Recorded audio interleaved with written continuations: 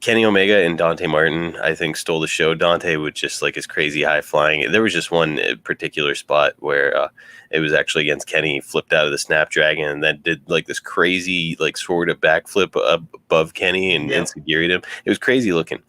So, I mean, that really stuck out. I think, he's cementing himself as one of the best high flyers in pro wrestling. He would be a very good first AEW Cruiserweight champion.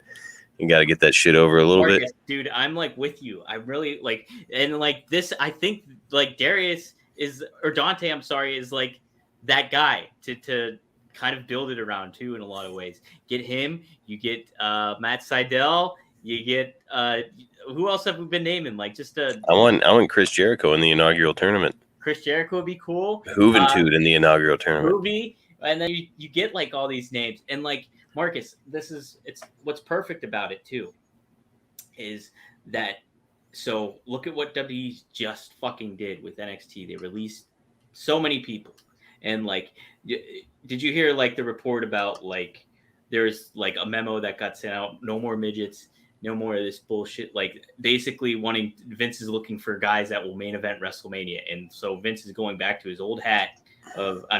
He's like, I need somebody to slam a giant. Give me Earthquake. It was damn it. So I need a celebrity in a boxing match. Yeah, I mean, there's plenty of options, and he doesn't like short guys, like guys 5'10" or shorter. And he's missing the boat. He doesn't know what he's doing. So what I'm saying is, if they're veering away from that. And like they still have Kushida as their cruiserweight champion, but if they're veering away from that, it would make plenty sense to just get a cruiserweight title. People love cruiserweights. WCW, you still have that TNT tie. You have everything. Look, the stuff is there for it, and you have a big roster enough and younger, thinner guys that can compete for that title. And you're also giving some guys more to do. Which I think is important, where it's like you've got all this talent on TV. Like Matt Sydal is a good example. We don't see a lot of him. When we do see him, he kind of steals the show and he looks great.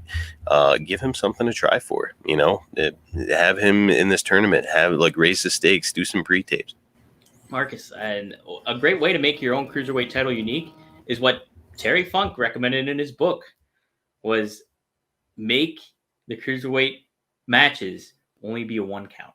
1 count is all you need in a cruiserweight match, and that's what decides it. You can make that so unique and tell new stories that way, and make that division like, hey man, this high flying, it's high speed, and 1 count on the mat is all it takes for you to get beat. I think that would be an awesome way to make your cruiserweight division, our hypothetical cruiserweight title division, something to really stand out. No doubt about it.